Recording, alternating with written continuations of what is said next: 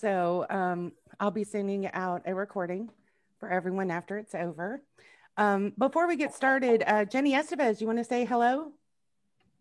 Hello, everyone. I just want to say what a beautiful day it is. We're springing forward. And with that in mind, you're so right, Chris. The net sheets right now are on demand. We have an app. We also have a website, stewart.com/Orlando/Kissimmee, wherever your area is, and you should find us. And I'm super excited about FRIPTA because I'm bilingual, y hablo español. And a lot of customers in Osceola County, we are living in a county that's 68% Latino. So, si hay Latinos aquí, hoy vamos a aprender un poquito de FRIPTA, and I think it's super important to leverage that. Leverage, if you are bilingual on this call, leverage that, because now you have a resource here at Stewart Title that's not only just a global company, but we speak your language. And with Nina at Harding Bell, it's just a win-win. Absolutely. And I'm always jealous when you do that. I wish I could do it. So if you're bilingual, launch it, baby, use it. There is some leverage you can use there. Good point, Jenny. Yep. So I quickly want to tell you guys, and then I'm going to turn it over to Nina, about our certified program. It is a company that Stewart Title has teamed up with, and your buyers or sellers can purchase wire fraud insurance through us. It's only $10 per transaction. So keep that in mind for your buyers and sellers. It's well worth it, to make sure that their money is insured and that nothing happens to it. So if you want more information about that, reach out to me or Christine or Jenny or Ashley Cox, who's not able to be on the call today. And all of us will be happy, or your local office, and we'll all be happy to tell you more about it. So without further ado, here is the famous FRPTA queen, Nina Mills. Thank you for joining us, Nina. Morning, everybody. Just real quick, I want to thank Stewart Title, Rhonda, Jenny, Chris, and Ashley, even though she's not here, for getting this together, for getting the word out to you. And then I want to thank you realtors for joining us this morning. I know that the market is super crazy, so you could be doing pretty much anything else right now than listening to me. So I really, really appreciate you taking time from your busy schedule to come and learn about FRPTA, because it is a hot, hot, hot topic right now. Our office does about 10% of the FERPAs for the entire country, and we're currently working on over 100 cases right now. So I know that y'all are selling your heart out. So today, before we get started, I want to just talk a little bit about my company, just in case you haven't heard about us before. We are Harding Bell International, and we actually came on the scene back in 2000. At that time, we were Harding and Associates, and in 2000, we exclusively dealt with non-residents. And that was largely because our original owners were from the UK. They bought their own vacation property here and realized there was really no one to advise the non-residents what to do next. So they formed Harding and Associates to fill that need. And then in 2015, we actually merged with a domestic CPA firm known as Bell and Associates. Some of you guys may know Matt Bell. And we became Harding Bell International. And then in 2016, we added Harding Bell Mortgages. So we are a full service firm now that can handle all of the clients' needs, both domestic and non-resident. We can handle all of their tax needs, from forming companies to getting EINs to getting I-10s to personal tax returns, corporate tax returns, and of course, non-resident tax returns. And we can even get them a mortgage. And then, of course, for our non-residents, when they get ready to sell, we can help them with FRPTA, which is what you guys are here for today, to learn all about FRPTA. So without further ado, I'm going to jump in this. I'm hoping to get you guys out of here by 12:30 so you can go grab some lunch. Once I share my screen and I put my PowerPoint up, it will be a little bit harder for me to see the chat, but go ahead and post in the chat, and Chris or Rhonda or Jenny will stop me if anybody has any questions so that I can address them specifically. Yep, we'll be monitoring the chat box and the Q&A box. It's better for us if they put the questions in the Q&A. That way we can track them, because sometimes the chat box goes crazy. So, but either way, we'll try to watch both of them. And thank you, Nina. Yep, that sounds great. And sometimes I talk fast because I get excited about this. And I know you're probably thinking, how does anybody get excited about FRPTA? But I've been doing this for 8.5 years now. So I have to be excited, or it'd be really hard to come to work every day, right? So I'm going to go ahead and switch my screen over. Hopefully this is going to go pretty smoothly. And we are going to go ahead and get started with this. Of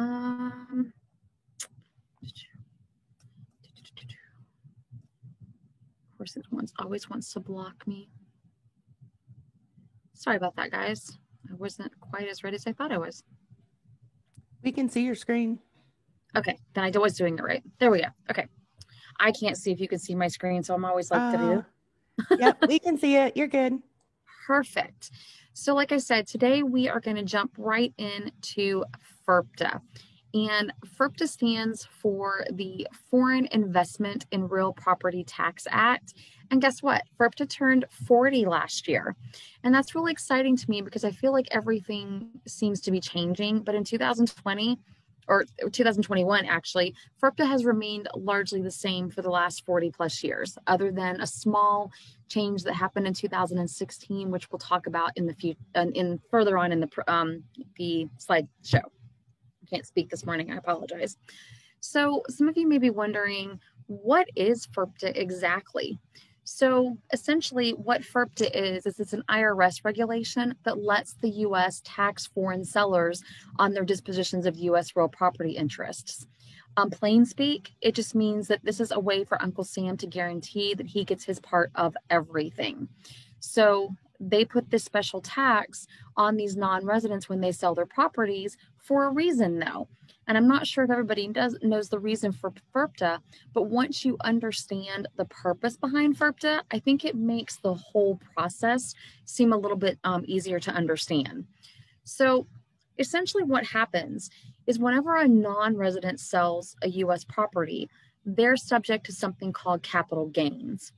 And what happens is residents actually have certain exemptions and things like that prevent them from always being taxed at a capital gains rate when they sell their properties here. But non-residents don't have that same consideration.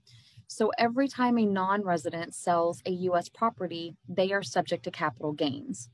And the whole point of that is simply to make sure that the IRS has enough money to cover any capital gains tax liability that may arise from the sale of the property. So essentially what they're doing is the government is requiring that the title company hold back X amount of dollars in the very beginning or at the closing of the sale to ensure that our government has enough money to cover that particular non-resident seller's capital gains tax. If the seller doesn't owe it, they're going to get it back, but they have that withholding up front to ensure that we're going to have enough. It's kind of like, for those of you who have regular paychecks, when you're paying your taxes in, you're paying in anticipation of possibly getting a refund at the end of the year, right? This is exactly the same concept. They're holding up front to ensure that there's just enough there to cover everything. Now, what does FIRPTA apply to? FIRPTA applies to sales, it applies to exchanges, to liquidations, to redemptions, gifts, transfers. Pretty much, FIRPTA applies anytime a non-resident changes their ownership of the property. Now, I know that you understand a sale. I mean, that's pretty obvious, right? If they're selling their property flat out and they're a non-resident, FIRPTA is going to apply. Because keep in mind, FIRPTA only happens if the seller is a foreign national. But some people are not aware that FIRPTA can apply in other situations as well. One of those things that I'm seeing a lot of lately are 1031 exchanges. I don't know how many of you are familiar with 1031 exchanges. If we were in a face-to-face class, I'd have you raise your hands, but it's a little more difficult on Zoom. So I'm just going to assume that you know the basics, and I'm just going to kind of go over a little bit about how 1031 exchanges work. So essentially, a 1031 exchange is done in an attempt to defer their capital gains tax liability. And what happens is when someone is selling a property, they hire a 1031 agent to facilitate their sale. And what that agent does is they receive all of the proceeds from that sale and reinvest it into another property for those people, for that seller. That allows them to defer their capital gains tax calculation until they sell the next property. And conceivably, they could keep doing a 1031 exchange over and over and over and over again and they could end up dying without ever actually paying their capital gains. But the idea is to defer their capital gains tax liability. Now, where this comes in from a FERPTA perspective is a lot of people don't realize that foreign nationals are still subject to FERPTA even if they do a 1031 exchange. And yes, foreign nationals can do 1031 exchanges, but they have to follow the rules for both the FERPTA and the 1031. And with all the timing issues right now due to COVID, which we'll talk a little bit more about in a few minutes, it's becoming a little bit more difficult to meet the criteria for the 1031 exchange, to meet the timeline because of the FERPTA delays. So if you have a foreign seller who wants to engage in a 1031 exchange, I really need to know as soon as possible so that I can get everything notated and documented properly so that we can ensure that the FERPTA timeframes don't interfere with their 1031 exchange timeframes as well. Now, are there any questions about 1031s and FERPTA before I move on? There's none in the chat and none in the Q&A, okay. So we're good.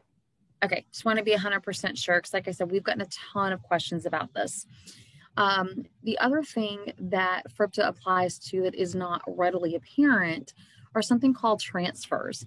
So what we see a lot of, and you may not see this because it may happen after you're through, working with the seller, well, at that time they would be a buyer. But what's happening is our foreign nationals are buying properties. And of course, foreign buyer is going to eventually be a foreign seller. So we're always interested in how they've acquired the property. But what happens is if Mr. Brown, we'll just say from Bermuda, buys a property and then he adds Mrs. Brown, who's also from Bermuda, after closing, he typically does that via a quitclaim deed. The problem is that FERPTA is a taxable situation result. And when they use a quitclaim, that only addresses legal ramifications of ownership change.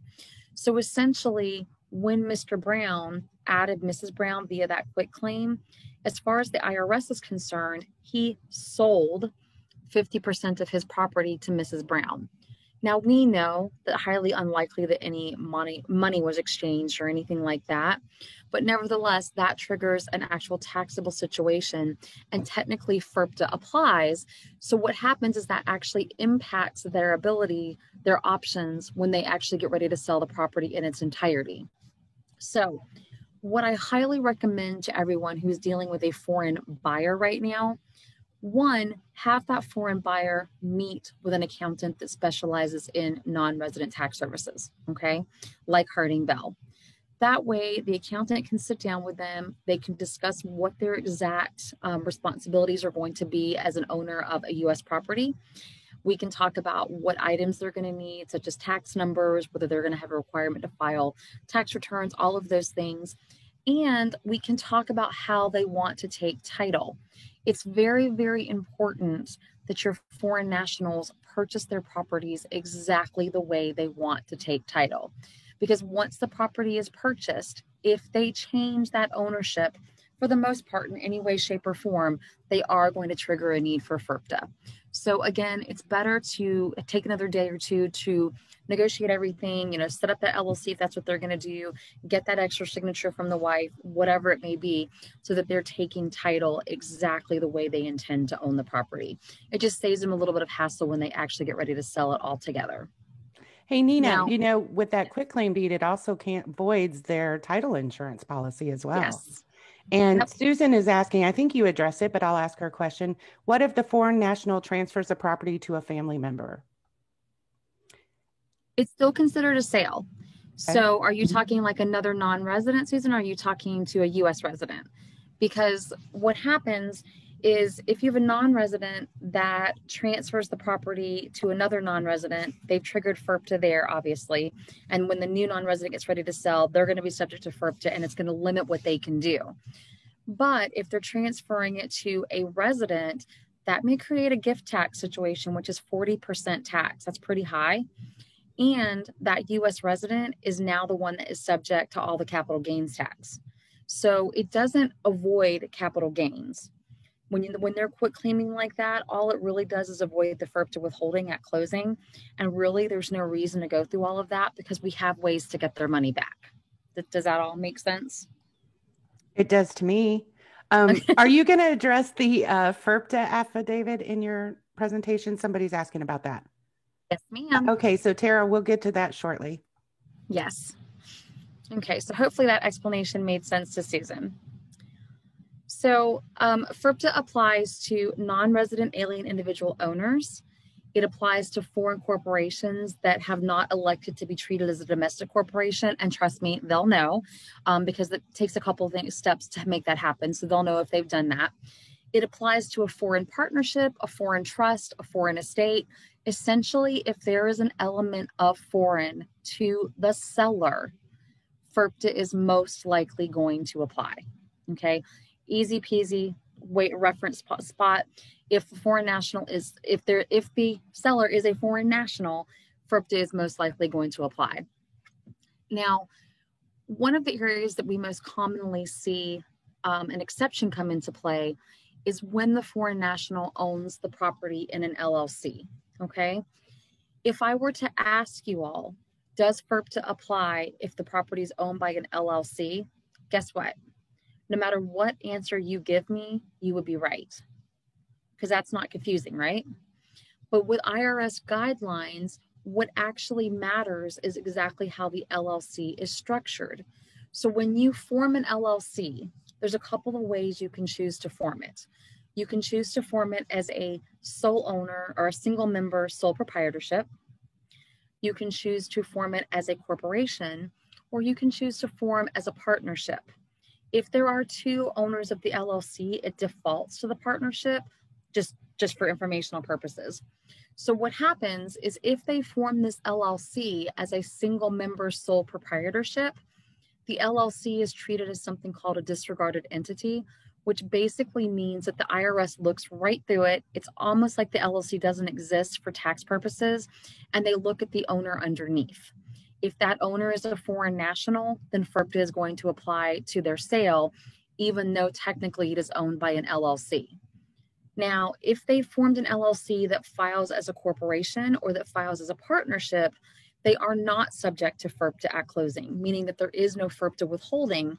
However, they are still subject to capital gains. The difference is that their capital gains will be calculated on their tax return. So all they'll pay is exactly what they owe in capital gains. They won't have an excess withholding over here with a refund and all these things going on.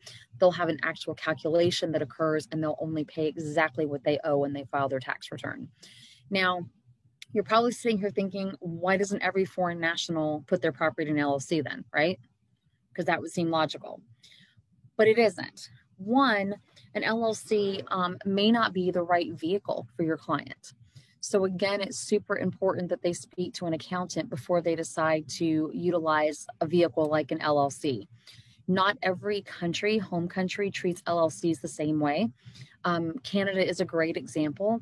An LLC here can be viewed as personal and have personal tax rates, but in Canada, they're viewed as corporations at a 50% tax rate. So you'll see very few Canadians owning property in LLCs. They typically own in another vehicle called a triple LP, but that's because that's more favorable to them in Canada. There are other countries where the LLC works exactly that same way too. And if we don't actually have a tax treaty with their home country, it could be any amount of percentage that they're taxed on for the LLC. So they really want to be sure that this LLC not only accomplishes what they're trying to do here in the States, but that it's also an actual good and viable option for them in their home country. They don't want to put something here just to negate, the need to have FERPTA if it's going to ultimately cost them more in their home country or extra charges through the years that they own the property, because that doesn't make sense. When they form the LLC, a lot of times it requires them to have a registered agent. It requires them to file a different type of tax return, which typically tends to be more expensive. And again, like I said, it can change their tax bracket. So before they decide to put everything in an LLC, I highly, highly recommend they talk to an accountant to make sure that's exactly what they want to do and that it's going to accomplish what they're trying to accomplish. Now, back in 2015, there was something called the PATH Act. And I'm thinking I saw some names on that list of people who are attending today who have been realtors longer than 5 years, so they'll remember the PATH Act. But when the PATH Act came, it did a couple of things for FERPTA. One, it changed the withholding rate. And two, it created a new affidavit for buyers to sign. So pre-PATH Act or pre-February 16, 2016, the FIRPTA withholding rate was 10%. The PATH Act took the holding rate to 15%, which doesn't sound like a lot, right? I mean, what's 5%? That's nothing. I always think when I hear this 10 to 15 change, I think about my Target cartwheel, how I don't even bother to look at anything that's like less than 15%, right? Because it's negligible. But the reality is that when the average house price is $300,000, 10% of that is $30,000, 15 is $45,000. That's a pretty significant difference when it comes to withholding. And the PATH Act created that change. Now, along with that change, like I said, came a new affidavit for buyers. So I'm going to go ahead and talk right now about affidavits and buyers. So this should answer Tara's question. I think it was Tara that had this question. So there are such things as FIRPTA exceptions. What there is not is an automatic FIRPTA exception. That does not exist. For either one of the exceptions that we're getting ready to talk about to go into effect, the buyer must physically sign a document acknowledging it. That means it's not automatic. The buyer has to take action. So we're going to talk about both of these. We're going to talk about the affidavit that's been in play since FIRPTA has been around, and we're going to talk about the affidavit that came into play as a result of the PATH Act, okay? So the first affidavit, I'm sure you've all heard of it. It applies whenever the sale price is less than $300,000 and the buyer will reside in the property for more than 50% of the time for the next 2 years. So if you are in a scenario and you have a buyer who meets this criteria, or you're representing a buyer who meets this criteria, they can choose to sign an intent to reside affidavit. However, if they choose to sign this affidavit, title is no longer required to hold FIRPTA withholding at closing. Now remember, the whole purpose to holding FIRPTA withholding is to ensure that the government has enough money to cover that seller's capital gains tax liability, right? So what do you think happens if title is no longer required to hold that? Well, the answer is the buyer that signed that affidavit waiving the need for it is now liable. So if the seller does not report the sale of his home or her home or their home and settle with the IRS can actually come back on the buyer for the capital gains. Also, they can come back on the buyer for 30% of any rental income that's been reported to the property but never allocated on a tax return. So there is a huge potential tax liability for buyers if they sign this affidavit and waive the need for FIRPTA.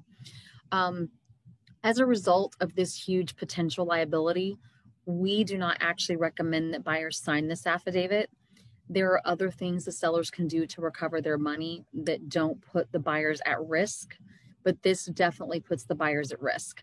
And one of the reasons that I am super passionate about these affidavits and making sure that everybody understands how this works is because I had a case when I first started working FIRPTA. And honestly, it almost caused me to stop doing FIRPTA because I was so upset about the whole thing. I had actually met with a tax client. So keep in mind, history here, they had been a Harding client for X amount of years. So, we knew them, they knew us, they're well-versed, etc. So we sat down, we talked about everything. We talked about the FIRPTA, we got the FIRPTA forms together. We discussed her whole situation, yeah. So the next day she calls me and she says, "Hey, Nina, I just wanted to let you know the buyer signed that affidavit to waive the need for the FIRPTA withholding." She's like, "So we're not going to have to do FIRPTA." I said, "Okay, no biggie, whatever." I said, "We'll just go ahead and proceed with your tax returns and we'll get that part squared away." And she says, "Yeah." She goes, "We're not going to do those either." I said, "What do you mean you're not going to do those either?" And I said, "You're selling for a gain." I said, if you don't file these returns, your buyer could be liable for your taxes. And her exact words to me were, well, then I guess she shouldn't have signed that affidavit, should she? And the really hard part for me was we get hired by the sellers. So I can't even call the buyer and say, hey, this is what's going on, because I get hired by the seller. So instead, I made it my mission to make sure that all of you understand exactly how this works, so that when you're presented with this particular affidavit, you can make an informed decision or relay it to your buyer and have your buyer give us a call so that we can explain how it works, so that you don't get caught in a situation where you don't understand the ramifications or your buyer doesn't understand the ramifications of that. So just keep in mind, this particular affidavit only applies if the sale price is less than $300,000. And if the buyer signs it, they're actually waiving the need for any FIRPTA withholding. Now, the PATH Act brought in another affidavit. And I know the first one was all dim and gloom and, and this and that and the other. This affidavit is actually a little better. I call this affidavit the win-win affidavit because, number one, it only applies to those sales that are $300,000 to $1 million. Okay. And you all want to be selling in that price point anyway, actually even above $1 million, but this is the sweet spot. And if it is in that price point and the buyer will reside in the property for more than 50% of the time over the next 2 years, the buyers can choose to sign an affidavit. But guess what? It doesn't waive the withholding. What it does is it allows the title company to only collect a reduced amount. It allows the title company to only collect 10% of the gross sale price instead of 15%. So this is a win-win for me because the seller gets a little bit of relief because only 10% of their gross sale price is being held back and the buyers are still protected. So to me, this is like the best of both worlds. So with this affidavit, we definitely endorse this one. We're okay with the buyer signing it because, again, they're not putting themselves at risk. The sellers are getting a little bit of relief on how much money is being held. The buyer's being protected. It's a win-win for everybody. So Nina. Yes. We have a couple of questions. In what situation would a buyer sign the waiver? What is the upside? For the buyer, there is no upside. The only thing that I am seeing right now, and the realtors can probably confirm this, is I am hearing more and more stories on MLS where they're requesting that the buyer be someone that can sign this affidavit. So I want everyone to understand exactly how it works so they can decide if it's worth the risk. There are some buyers that think that they're getting a good enough deal that it's worth it. That's up to them. But there is absolutely no upside to the buyer for signing the affidavit, at least not the one that waives the FIRPTA. What about if the seller's taking a loss on their home? Do they still pay FIRPTA withholding? Yes, they do.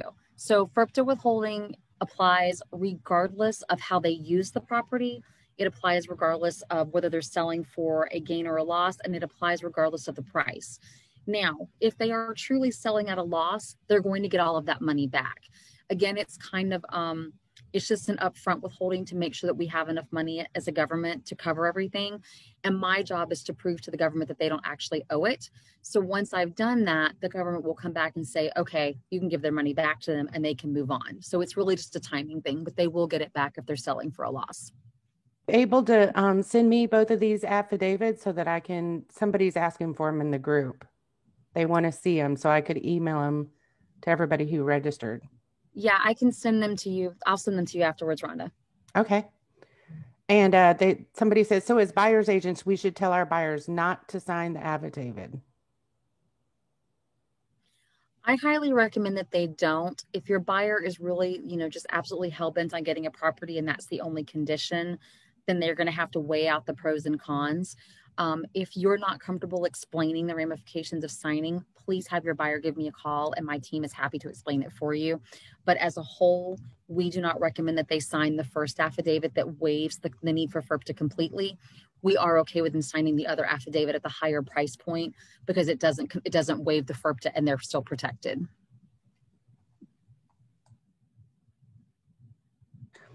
Okay, I have another question. It's off topic from the buyer thing, but it says, I have a potential seller who bought a number of years ago with his wife.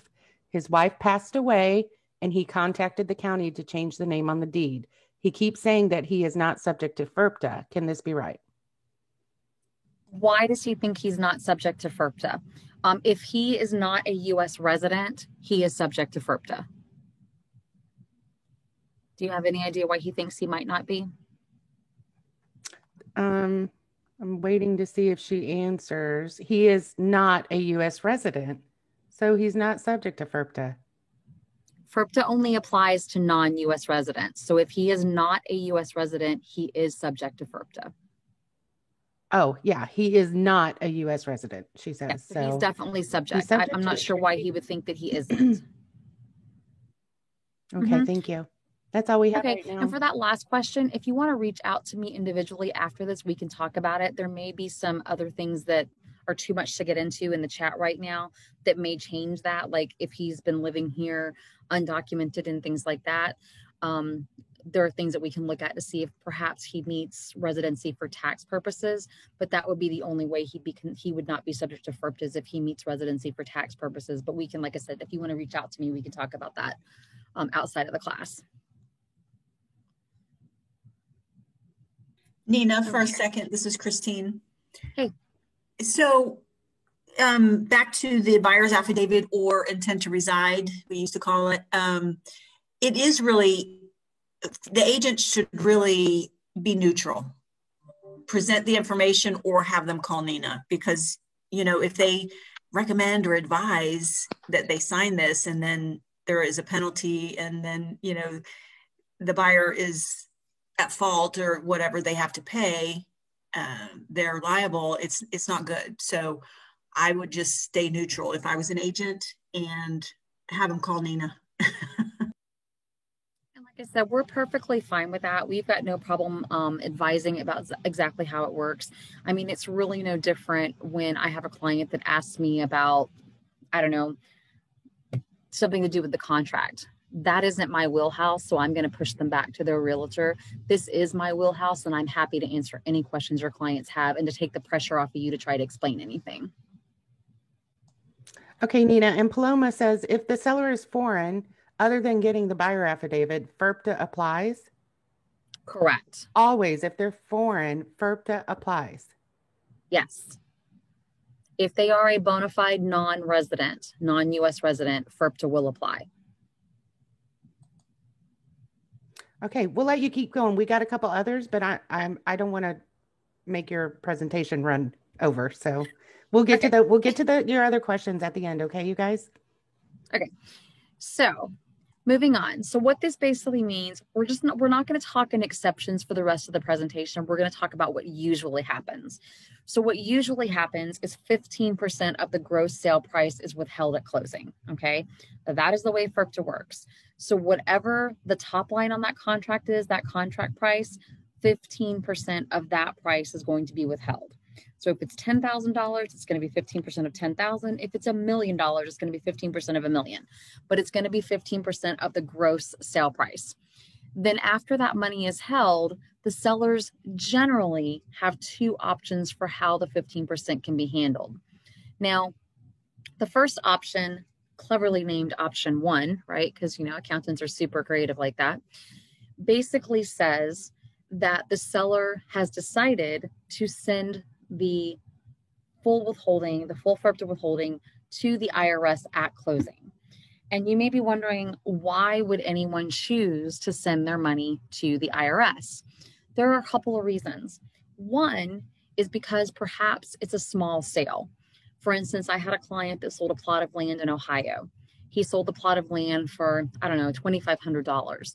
So 15% of $2,500 was such a small amount that he just decided to send it in rather than try to do anything extravagant to get it back quicker. The other time that this is a really good option is when you have a huge gain. So I had a company one time and they had like a 40% gain on their sale. I know that's crazy, right? But the IRS only requires 15%. So 15% was actually less money than what they were going to actually owe. So they sent that in, and that gave them time to mitigate the rest of their gain before they filed their tax return. Now, sometimes option 1 is the only option available to a foreign national. When that happens, it's because we aren't able to find a paper trail for how they acquired the property. So remember we talked earlier about those transfers and Mr. Brown added Mrs. Brown via the quitclaim. If that happens, when Mr. and Mrs. Brown get ready to sell together, this is the only option that they have available to them because Mrs. Brown didn't undergo FIRPTA when she got her half of the property, so we have no viable paper trail. The other time we see this happen is when it's just been so long that we can't find a paper trail. For instance, right now we're seeing a lot of clients that are selling houses that they bought in 2000, 2003. No one has paperwork from that time. At least they don't have paperwork that we need. And so if we can't find sufficient paperwork proving that FIRPTA was handled at that time, if it was required to be done because they bought from another foreign national, then option one is the only option they have available as well. Now, option one really gets a bad rep, but it's really not a terrible option. Option one is really a timing option.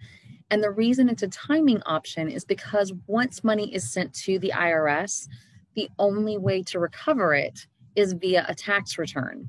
So if you have a client that sells today and they choose to go with option one, they're selling in 2021, right? So that means that they can't apply for a refund of this money until they file their 2021 tax return. We already know that they can't file a 2021 tax return until probably February of 2022. So they're probably looking at getting a refund roughly, I'd say maybe April, May of 2022 if they sold today and went with option one. Now, conversely, if they sell on December 31st, 2021, they're going to do the same thing. But again, they're only waiting until April or May. So for someone selling in December, it's only a 5-month wait. For somebody selling today, of course, it's more like a 13, 14-month wait. So it's really a timing option. It doesn't mean they get less money back if they go with option one. Doesn't mean they get more money back if they go with option one. It just takes a little bit longer depending on what time of the year they sell. So that's the only downside to option one is it's just a timing option. Now, option two is probably what most people think about when they think about FIRPTA. So with option two, what happens is Stewart Title retains the withholding in a non-interest bearing escrow account while the IRS Form 8288B in the supporting documentation, which is commonly known as the FIRPTA application. Now, we put this application together by gathering information about the buyers and the sellers, and then we send the application via registered mail to the FIRPTA department in Ogden, Utah. Now, what's interesting about this is that we use registered mail when we send these FIRPTA applications over because we have to be able to prove to the IRS when we sent them. Believe it or not, it's really not paramount to know when the IRS received it as long as I can prove when I sent it. And that's because per the IRS regulations, I am required to submit option two applications to the IRS no later than the day of closing. So if your sale closes today and I don't send off until tomorrow, the IRS can actually choose to reject that entire application simply because I sent it 24 hours late and force us to go back and do option one and just send the money in. So because of this, we are sticklers and we are constantly emailing title, confirming when closing is going to happen. You know, is closing happening? Has it happened?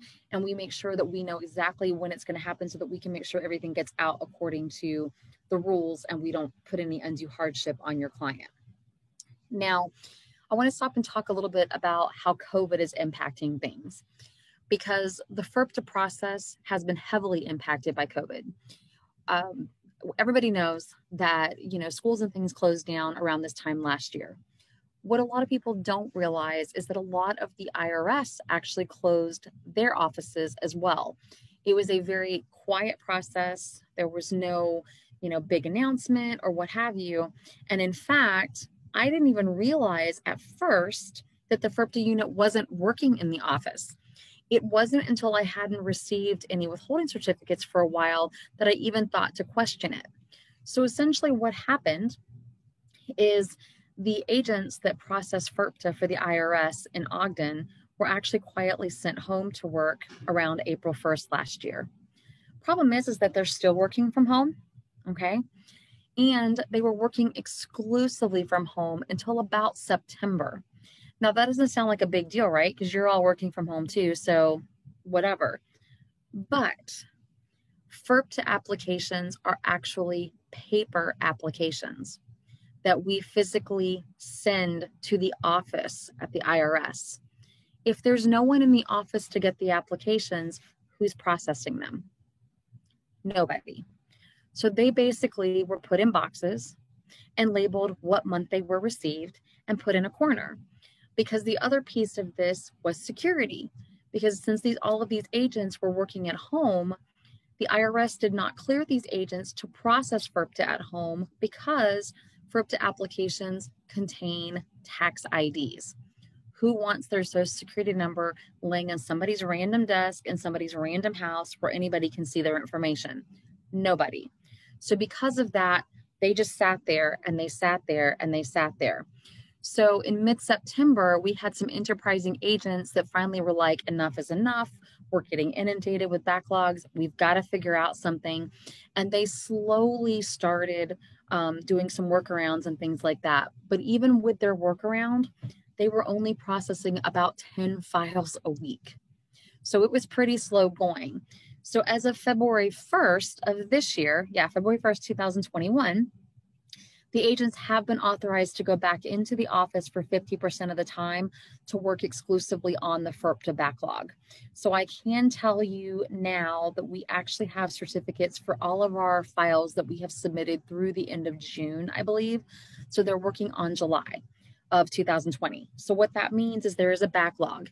And because of that backlog, the processing time is taking much longer than it used to. So it used to take about 90 to 120 days for the unit to complete their review of the FERPTA application. Right now, we're advising your client that it's probably going to be 5 or 6 months. It could be faster as they clear the backlog, but until that happens, until we see other evidence, we are advising 5 to 6 months. So this is kind of what I was talking about earlier with the 1031 exchange and the timing issues, because the 1031 exchange only has a 180-day timeline to sell and rebuy.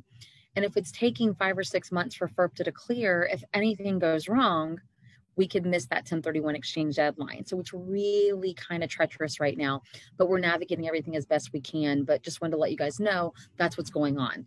They are issuing withholding certificates, which is the whole point of filing this application, because the withholding certificate is what tells title how much of that withholding has to be sent to the IRS, if any.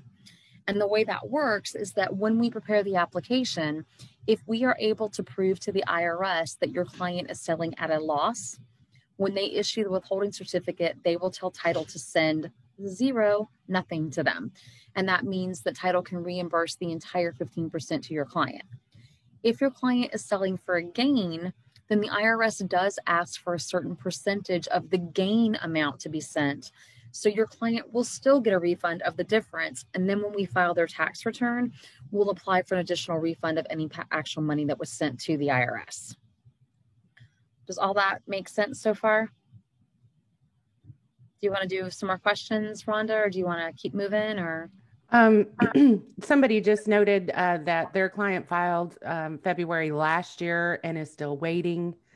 Juliet asks, what if the sellers have a Florida LLC and they file documents that the LLC has an 1120 C Corp filing requirement? Does FERPTA still apply?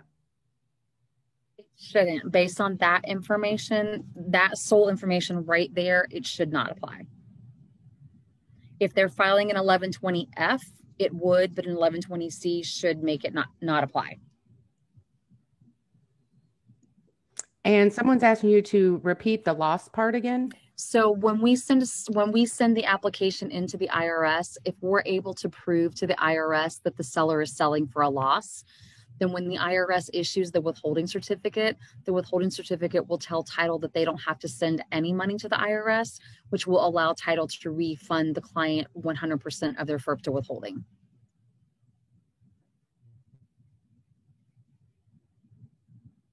And for the question about the client that submitted in February, they really need to go back to their accountant and have their accountant push back on that. I actually spoke to an agent this morning that's confirmed that they've worked all of their files through June. So if they haven't received it from a February process, something is wrong somewhere. Either it's been mailed and not received or something. So they probably need to have their accountant push back on that. And then someone asked, does FERPTA regulations apply the same way on residential, commercial, and agricultural properties? If they are being sold by a non-resident, yes. Typically, commercial properties and things like that are owned under entities and not individuals. And usually because they're owned under entities is why you don't see FERPTA apply. But if a foreign national individual owns them, it will still apply when they sell because it's a real property interest. And I think you might want to explain this again. Someone's asking, so if you sell at a loss, title would not withhold. That is not correct. Title still has to withhold at closing no matter what. My job is to prove that they're selling at a loss. And that review to get that proof usually takes about 6 months right now. And then once the IRS has completed their review and they agree with my assessment that the seller is selling for a loss, then they will issue a withholding certificate that will tell title they can refund the money to the client. But title must hold at closing regardless of what's going on. And then other than the buyer's affidavit for sales under $300,000, is there any liability for the buyer if FERPTA applies? Not if FERPTA is handled correctly. So if the buyer signs the waiver, then obviously it's going to be on them. Other than that, it's up to the buyer to ensure that FERPTA happens. But if the process is being handled by a reputable title company like Stewart and a reputable accountant, they should really have very little to fear from it.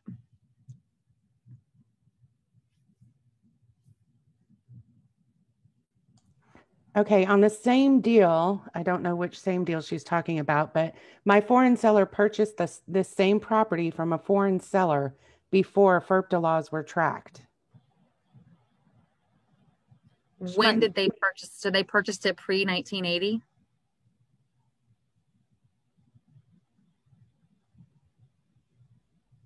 Not getting an answer right now. 2006. Okay, if they purchased in 2006, FERPTA was already in place. It's been in place since 1980. So they would have to be able to prove that FERPTA was handled by the previous owner, but they're still going to be subject to FERPTA because they're a foreign national themselves. Does that make sense? Yeah, here's her original question. I didn't see it. My Canadian seller is selling a property to a U.S. resident who will not reside for the first 2 years. She is considering not hiring HBI, but pursuing a Canadian accountant to do the work of the withholding.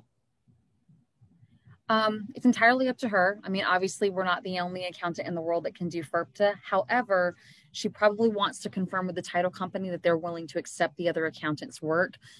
Most title companies are only allowing vetted accountants, or they want to at least make sure the other accountant fully understands the process. Now, what I will tell you is, in my experience, Canadian accountants don't understand the U.S. side as thoroughly as they should for FERPTA.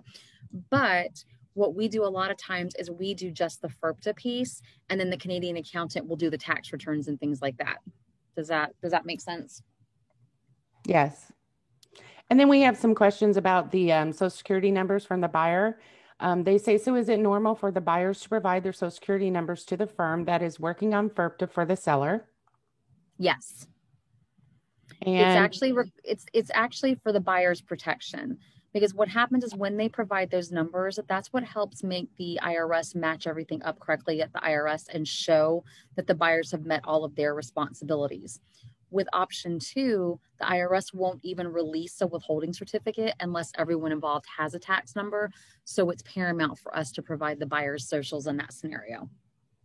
And it seems the Social Security number of buyers are always asked for. If the buyers are foreign nationals and buying for the first time, do they need I-10s? Do you help with that? So this depends on who the buyer is buying from. If the buyer is buying from a builder, for instance, they don't necessarily have a requirement to have a U.S. tax number immediately. Then we have to look at what they're going to do with the property after they purchase it.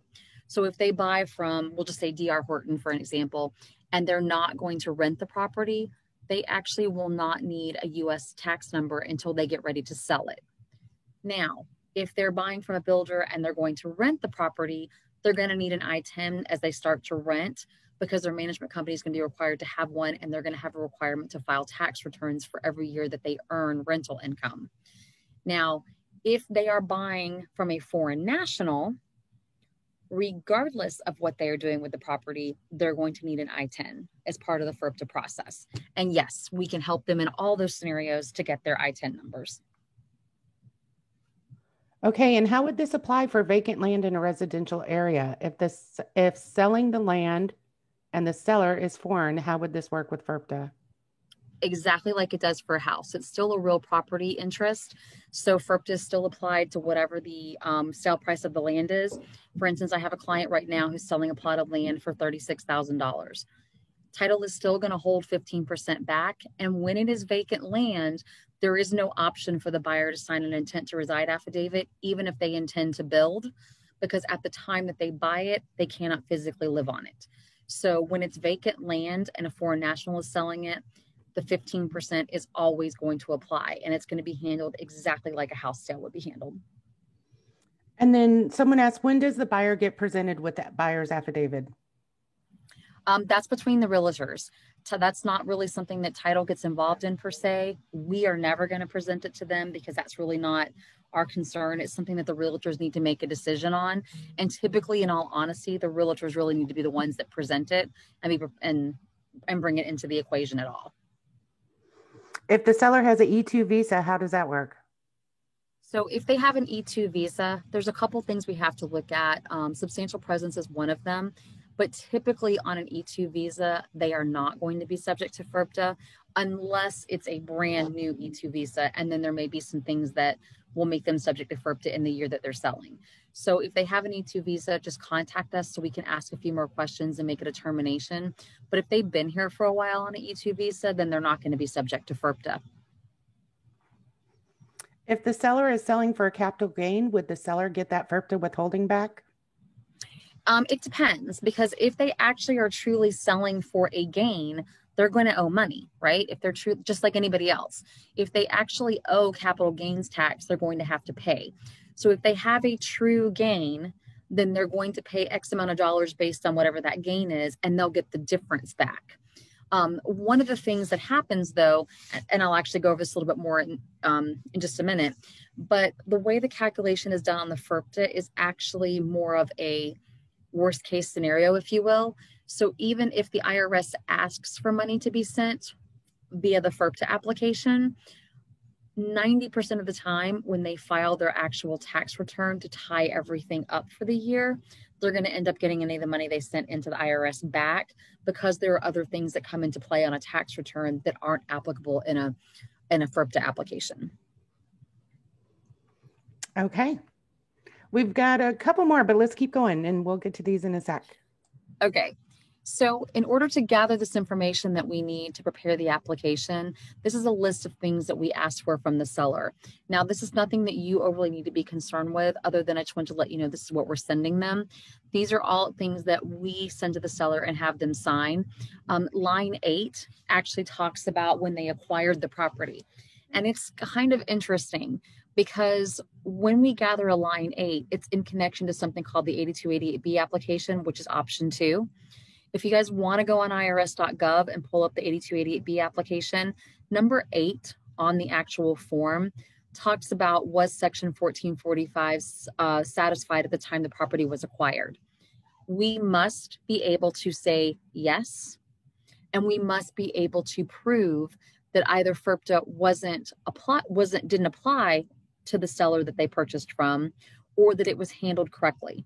If we cannot prove it, they cannot do option 2 and they have to go back to option 1. So line 8 is super critical.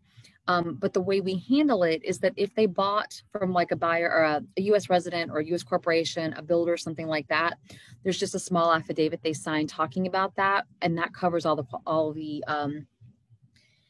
requirements for FIRPTA from the IRS. If they bought from another non-resident, we actually have to have a copy of the withholding certificate, forms that were sent to the IRS, sometimes checks, things like that. So it becomes a little bit more difficult. If we're not able to get that information, then like I said, they'll have to go back to option 1. On the authorization form, that is where we list out all of our services and what our fees are. Your clients will always know exactly what we're doing for them and exactly what it's going to cost them. And then we add our fee to the settlement statement so that we get paid at a closing just like all of you do. So we have a vested interest in making sure that your sale goes through. We're not here to hinder it. We're actually here to help it and make everything run smoothly. And all that's reflected on the authorization form. Then we also try to get copies of tax returns and receipts and things like that, because FERPTA is a little bit different from taxes. So what happens when you file a tax return is essentially you can tell your accountant that you've done whatever on your tax return. And that's because if you're audited, you have the burden of proof. When we are filing a FERPTA application to the IRS, we have the burden of proof. So every item that we list on this application to prove their gain or loss, we have to be able to support it. So we go back to your seller and we ask for things that support all these claims that we're making so that we can have an accurate FERPTA review, and because we're required to do so as part of the FERPTA instructions. Now, are there any questions about what we need from the seller? So if you are a listing agent, the only thing we really ask you to do is just let us know as soon as you've got a contract in place. If there's any information that we need that's not on the contract, we'll come back to you and we'll ask for that. And then we'll start working with the seller direct. We won't even bother you unless you really want to be a hands-on agent and you want to be involved in everything. Typically, the only reason we'll come back to you is if we're having difficulty getting a hold of your seller or getting information or something like that. But if not, then unless, like I said, unless you want to be heavily involved, you could just get out there and just keep selling, and we won't even bother you. But if, like I said, if you do want to be more hands-on, just let us know and we're happy to copy you in all the emails. Now, before I move on about this, one thing I almost forgot, because I always forget this, is that if you have a situation in which the seller is not getting enough funds for their sale to cover all of their closing costs, meaning that they're not going to have enough to pay off their mortgage, cover commission and all the other closing costs, plus cover the FERPTA withholding. If you find yourself in that kind of situation, don't panic. There is something that we can still do for your foreign national seller that's in that situation. We can still file a FERPTA application and ask them to expedite it. It's called an extreme hardship. Now, it does take a little bit of time, especially with the pandemic. So if you are in a position where they're going to have to bring money to closing to cover all of those things, please let me know right away. Like when you send me the contract, let me know that they even think it might be an issue. Because most of the time they're going to have a fairly good idea of what their mortgage payoff and stuff like that is. So you can kind of get a gist of it, and then we can go from there. But I don't want you to feel like it's an impossible situation, because it isn't, and it doesn't require a buyer's waiver to take care of it. We can still help you with an extreme hardship. Now, we're almost done. So let's talk about buyers for a second. So even though when FERPTA happens, it only happens because the seller is a foreign national, the buyers are actually instrumental in this whole deal, because ultimately the buyer is the one that's responsible for making sure that FERPTA happens.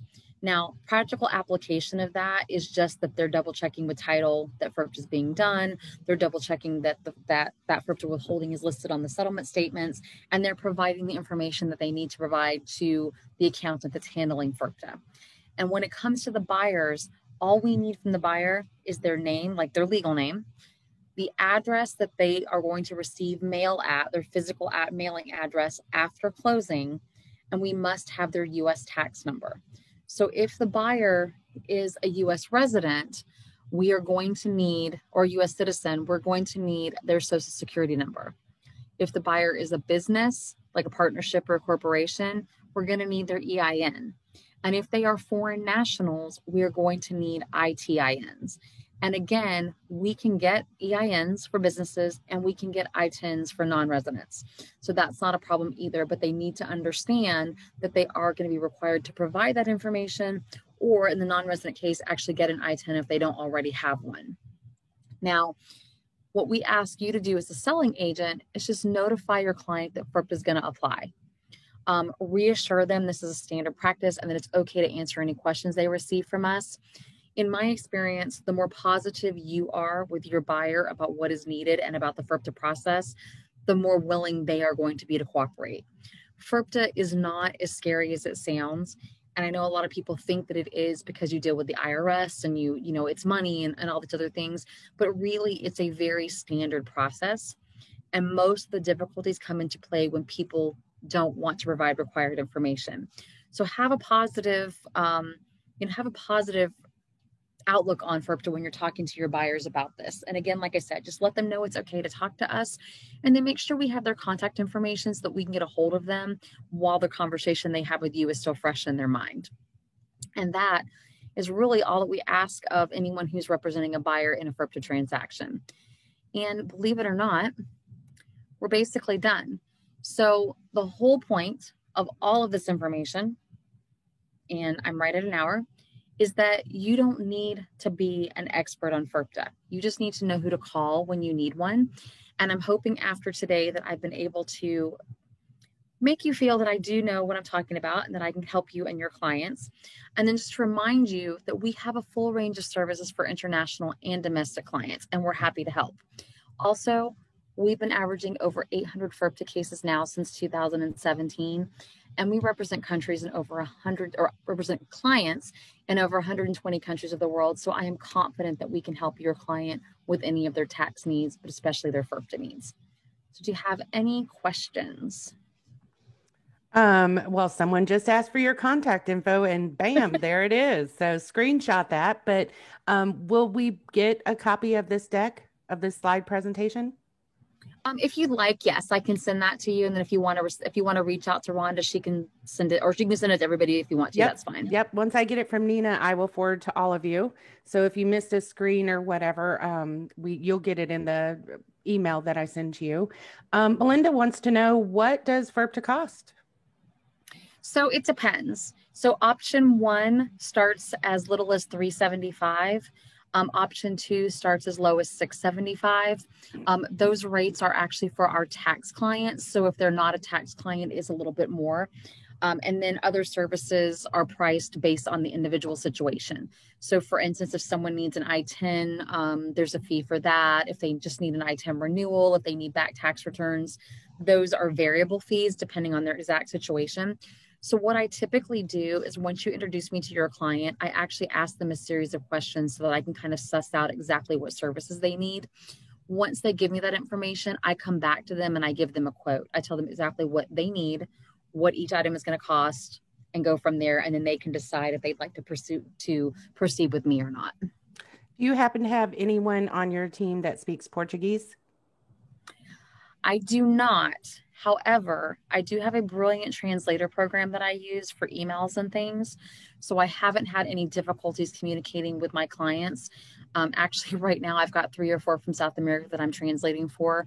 So as long as they're okay with not actually speaking to me on the phone, I have no issue with writing to them in Portuguese on email. So perfect.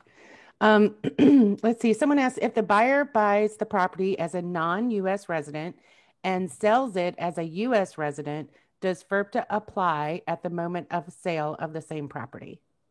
It does not. What they look at is what the seller's status is at the time they sell.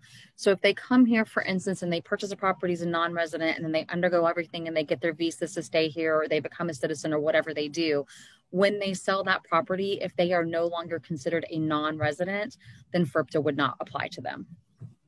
Okay. And Maritza asks, I have a deal that a foreign seller gave a POA to her citizen sister. The listing agent didn't do her due diligence, and she didn't know that her seller have to comply with FERPTA. I asked title, and finally I found out that seller did do FERPTA. My question in this case is, if I didn't find out about the foreign seller, will my buyer will have to pay any taxes about this issue? So honestly, Maritza, it really depends on, I'm trying to think how I want to say this without throwing anybody under the bus. It really depends on how good the title company is. Now, I'm going to have to say there must have been some flaws somewhere if they didn't realize, if you get all the way through closing and they don't realize that FERPTA applies. But typically what's going to happen is the title is going to have to give some kind of documentation out that shows that that house was sold. If that happens and the IRS picks that up, they could make a connection. And yes, theoretically, they could come back on your buyer. Now, most likely in that case, I'm thinking your buyer is probably going to turn around and you guys are probably going to come back to title and say, what the hey, because that's what the average person would do. But there has to be a lot of connections to happen. So the likelihood of that happening is probably not super high, but it exists. And that's why we try to avoid those kind of scenarios. Okay. And someone asked, do you have a list of languages that HBI can communicate in? So it's really short because as far as speaking, we only currently have Spanish and English. If they, like I said, if they don't mind doing emails, then I can even do Chinese symbols. So if they're okay with the email, then I can pretty much speak to anybody. That's awesome. Well, Stewart Title's worked with you as long as you've been doing it. And we always have nothing but great things to say about Nina and Harding Bell. And that's why we always like to team up with them to give you guys these presentations. I don't see any other questions. I do see a lot of thank you, Ninas. I see a lot of excellent information, well explained and straightforward. Thank you, Nina. So on behalf of all of us at Stewart Title, we want to thank you too, Nina. We appreciate everything you do, and you're so confident, which means that you know what you're doing, and we appreciate that. So everybody reach out to Nina at Harding Bell if you have any questions. There's your contact info. You'll get a copy of the recorded session, and you'll also get a copy of the slide presentation. So thank you all for joining us. Enjoy your lunch. Have a great day. Thank you, Nina. You're welcome. Take care, everybody. Bye. Bye-bye.